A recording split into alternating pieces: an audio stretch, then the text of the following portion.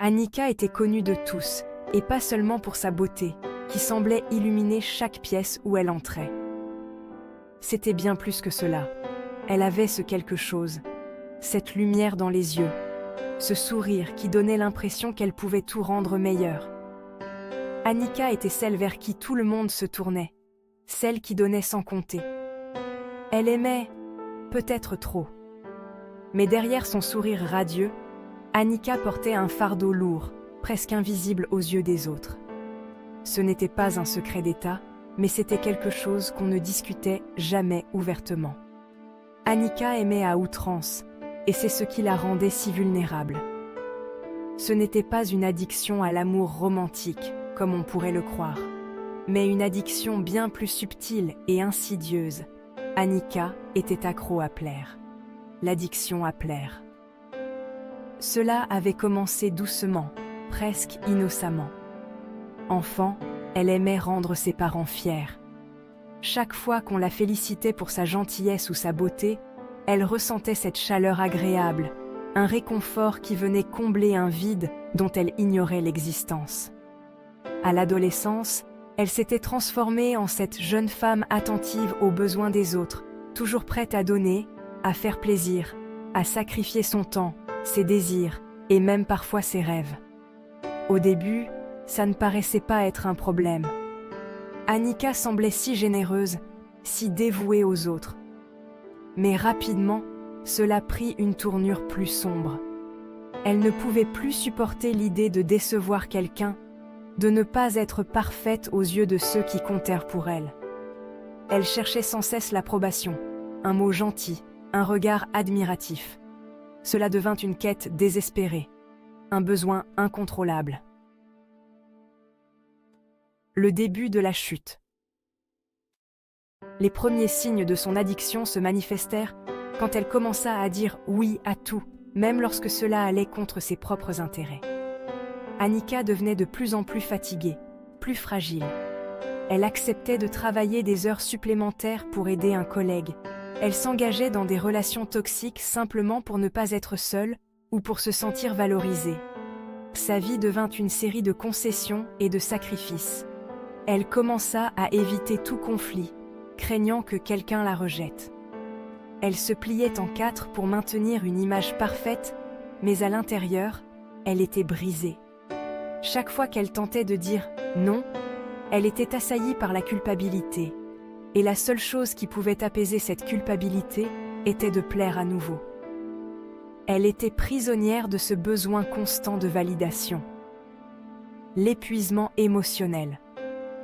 Un jour, Annika tomba malade.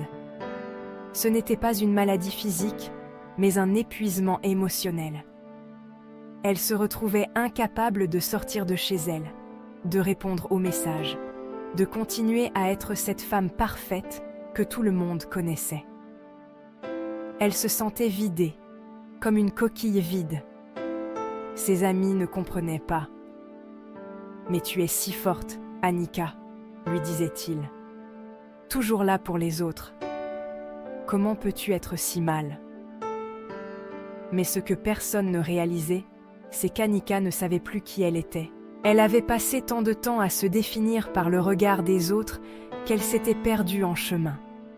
Son addiction à plaire l'avait épuisée et elle était désormais incapable de se relever seule.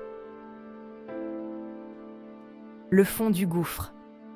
Un jour, après avoir été abandonnée par quelqu'un qu'elle aimait profondément, quelqu'un pour qui elle avait tout sacrifié, sans retour, Annika toucha le fond.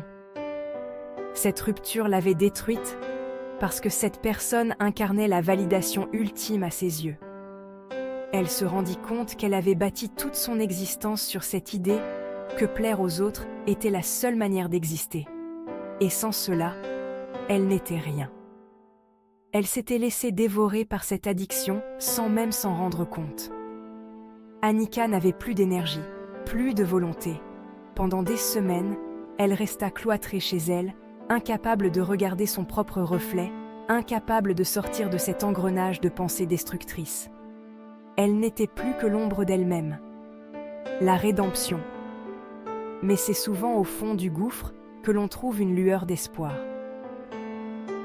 Un jour, Annika rencontra quelqu'un de différent, quelqu'un qui lui ouvrit les yeux sur elle-même. C'était un thérapeute spécialisé dans les addictions émotionnelles, et il lui expliqua que son besoin de plaire n'était pas une simple habitude, mais une véritable addiction. Cette addiction, bien que moins visible que celle aux substances ou à l'alcool, était tout aussi destructrice. Annika accepta de se faire aider. Le chemin fut long, ardu et rempli de rechutes. Apprendre à dire non, à mettre des limites, à se prioriser sans se sentir coupable fut un combat quotidien. Mais elle persévéra, malgré la difficulté. Elle commença à comprendre que sa valeur ne résidait pas dans ce qu'elle donnait aux autres, mais dans qui elle était en tant que personne. Petit à petit, Annika se reconstruisit. Les séquelles Annika n'étaient plus la même. Elle avait des séquelles, des blessures profondes qui mettraient du temps à guérir. Il y avait des jours où elle se sentait encore faible, vulnérable, où elle avait envie de plaire à tout le monde. Mais elle avait appris à reconnaître ces moments, à y faire face, et surtout à s'aimer pour qui elle était, et non pour ce que les autres attendaient d'elle. Elle avait perdu des amis en cours de route, des gens qui profitèrent de sa générosité sans rien offrir en retour, mais elle avait gagné quelque chose de bien plus précieux, elle-même. Ce fut un long chemin vers la rédemption, mais Annika avait survécu. Tout le monde ne s'en sort pas, et c'est là que réside la véritable leçon. La morale de l'histoire, l'addiction à plaire est bien réelle. Comme Annika, nous pouvons facilement tomber dans ce piège, cherchant constamment la validation extérieure pour combler un vide intérieur. Mais à force de vouloir être parfait aux yeux des autres, on finit par se perdre soi-même. Alors, prenez soin de vous. Ne vous définissez pas uniquement par ce que vous apportez aux autres, car cela peut vous consumer. Faites attention, ne devenez pas une Annika.